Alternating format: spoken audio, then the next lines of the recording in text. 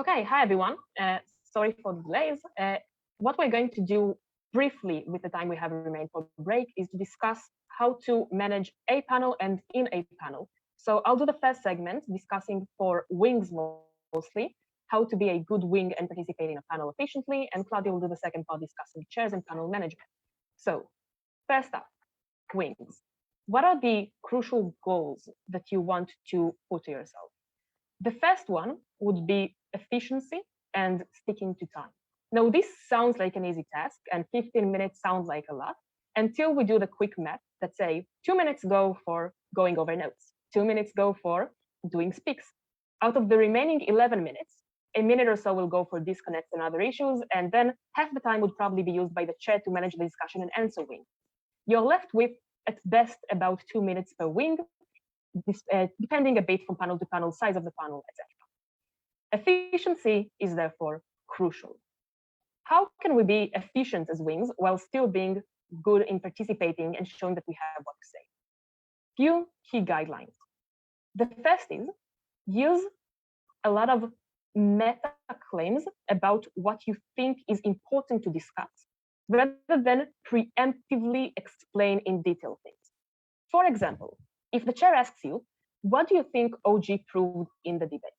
I can say, I think OG had 3 main bottom lines, go through them very briefly, not explain how they proved them, but rather say, I think the first was proven very well, and I'm happy to explain further if you ask. I think the second stood less so, and I'm not sure that they've had time to actually analyze the third. At this point, if the chair wants to, they can ask me further questions to elaborate on each of these claims. I won't need to go in advance in explaining why I think it stands or doesn't stand, or what is the analysis that was given, because presumably you're not going to repeat 7 minutes of analysis given by each speech. This is not something you're going to have time to do. The second thing that is important is answer the questions that are referred to you directly. Do not answer questions which were not asked. This means if the chair asked for initial calls with no justification, give the initial call and don't give justification yet. You're allowed to say, I think top half comparison is close and the rest is clear, but don't go further to explain why. If the chair asks, why do you think team A takes it above team B? Don't explain what each of the teams proved again, but rather explain exactly what you were asked. What is the comparative metric you're using to weigh between team A and B? Answer questions directly. I think then the extra tip that is often helpful, try to think of 2 things that usually will help you make your justifications more efficient. The first one is clashes. So usually chairs would want to see that you're being comparative, not saying in broad terms, I think they had better analysis, or they proved this and therefore they win, because this sounds uncomparative and does not follow with the adjudication briefing that says that the team doesn't take an automatic first or fourth or any other thing just because they had good or bad analysis. You need to compare it directly to other teams. The better ways to do this would usually be using clashes. So saying, I think there were 3 main questions in the debate. I think the second question was weighed to be the most important, and I think team A won the second question for the following reasons.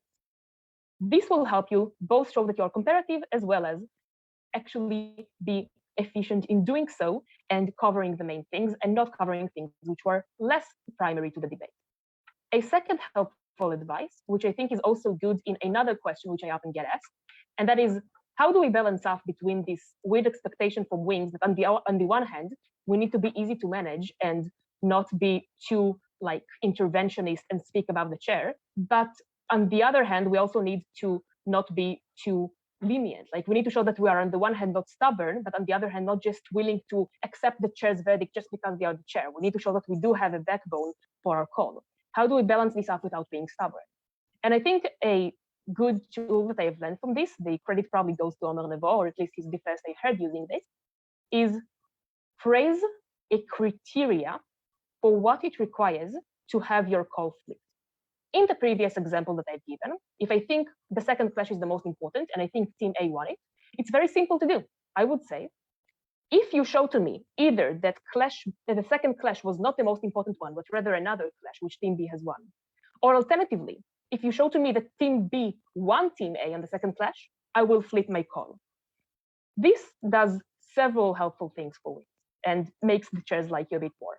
First, It shows that you are willing to flip and not being stubborn, but also that you have good reasons for when you will not flip, and therefore not just taking away the chair's call for it for what it is.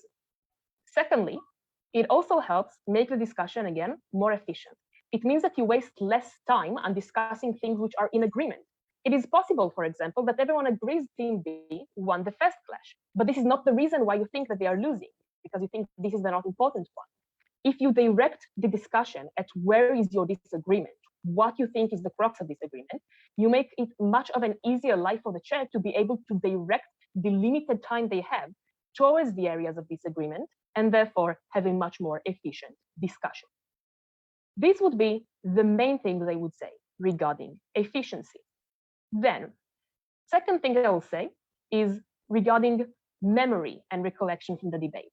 So this is another thing where chairs often use the wings to aid them a lot, because chairs are usually very experienced in making direct comparisons, but usually the biggest thing that could flip a call is if we miss something, which happens on occasion. How to do that without overly extending on things that were already said or that everyone agrees that were said. First, when other speakers flag what they think a team proved, say when the chair asks, what do you think OG brought to the debate? And a different panelist says 1, 2, and 3, and you think they've missed something, you can point and say, I think there was one more thing from OG, and I think it is slightly important.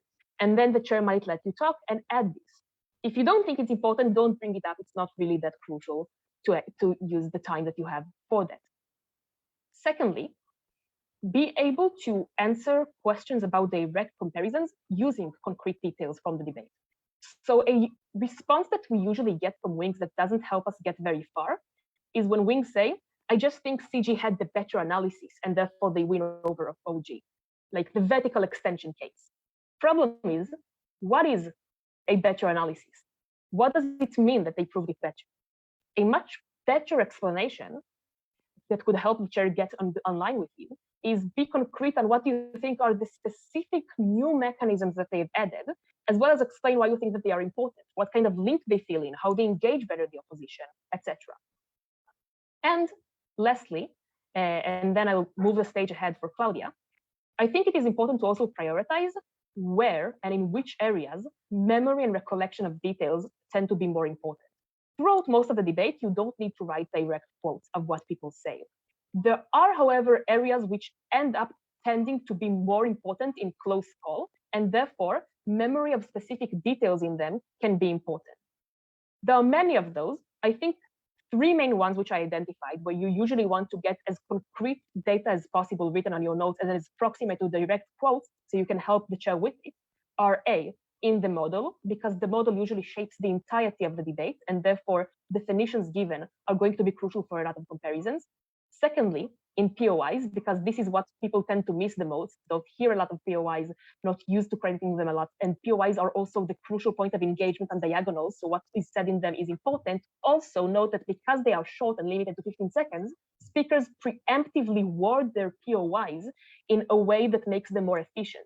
So usually when I have a 7-minute speech, I will say a lot of things that are not that relevant, a lot of repetitions and big words.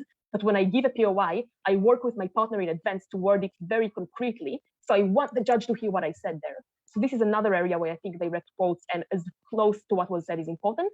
And lastly, weighings, because in close calls, the things that are most important to actually determine are things that were direct weighings from within the debate. So we don't need to use weighings from outside of the debate that were not said. And this is where I would focus most of your attention on recollection. I think those would be the main things I would say for wings. Claudia, I think the stage is yours. Hi, everyone. So I have around 10 minutes to talk about the chair's perspective. And I think firstly, I wanted to address something which I don't think it's usually addressed or said explicitly, but specifically for the comp like this, it's extremely important. Every chair who is picked to lead the panel, it's the main contact line between the panelists and the CA team. Because if you look for the numbers, there are like 9 people in the CA team. There are 90 rooms and hundreds of judges, which means that there is very little chance for every wing and like every trainee or person to being observed by the CAs, which means that they need to have an eyes because also teams didn't submit feedbacks for the panelists or the wings. So they are trusting you, how you are feeling your feedback, what kind of information you are providing. and therefore they can determine the break and make that fairly. So you have responsibility on your shoulders to, if you are clicking someone the lower number, or if you are clicking that person needs more information to be broken, probably it's good to show what were your concerns, or like what were the things which the person impressed you, because without the specific comments, the number, it's hard to see how relative it was, or potentially what can be improved if the number was lower, what were the strengths of the judge, what were their advantages, which also can help to balance in terms of the panels. So keep in mind that people give you some sort of job which you are the only person which can do in the particular room. Second of all, a lot of debates are usually close, and the people have different overview, because also they have different level of, for example, what was perfectly explained, what was persuasive. It's important when you are giving your oral adjudication to include what your panelists said in the discussions, what were their doubts, so teams can also see how the panel worked or what they discussed in the discussion. So that were like the two disclaimers, which I think are incredibly important for being the chair, specifically on the major. The second thing is, there is no one perfect way how to lead the deliberation, because this is dependent on the factors, how the call are posed, right? But I think there are some circumstances where chair have specific things to do. So firstly, if all of the people agree that one team is definitely first and the other teams, the ranking is mixed, even if this is an agreement, and even if you have limited amount of time, you can dedicate 30 seconds to 1 minute to hear the reasoning, how people saw the debate and why they placed team above. The reason for this is because sometimes the call might be the same, but the reasoning might be completely different, right? So it's kind of hard to evaluate how the wing performed in this particular comparison, or what were if the reasoning to place the team higher were consistent with the rules, were consistent with the reasoning which you are trying to make. So try to limit the time for this comparison, because you still need to do the 5 other comparisons, but be sure that at least you addressed the team and didn't leave that in the end. That will also help you to collect the information for your OA. So first lesson out of this, even if the team is unanimously first or fourth in all of the calls,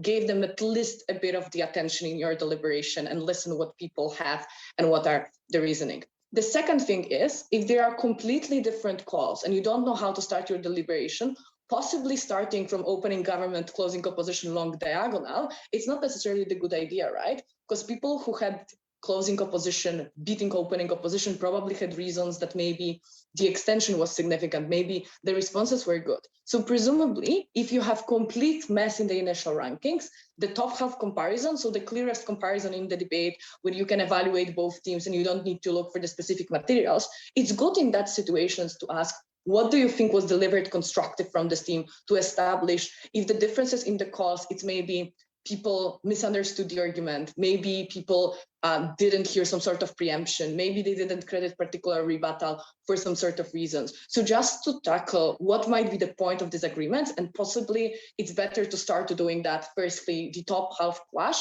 how that was read by the panel, because then the back half is also relying on what was proven, what wasn't, how the rebuttal and engagement was done. Second of all, in terms of asking on the benches comparisons, when you are moving and bringing, for example, closing government to the debate, I think it's important to ask people specific questions. So you can divide that between the wings and being like, please tell me, what is the unique contribution which closing government brought to the debate? Specifically, if there is like a very close comparison, because it's unclear what is the line between the extension and how is the weighing.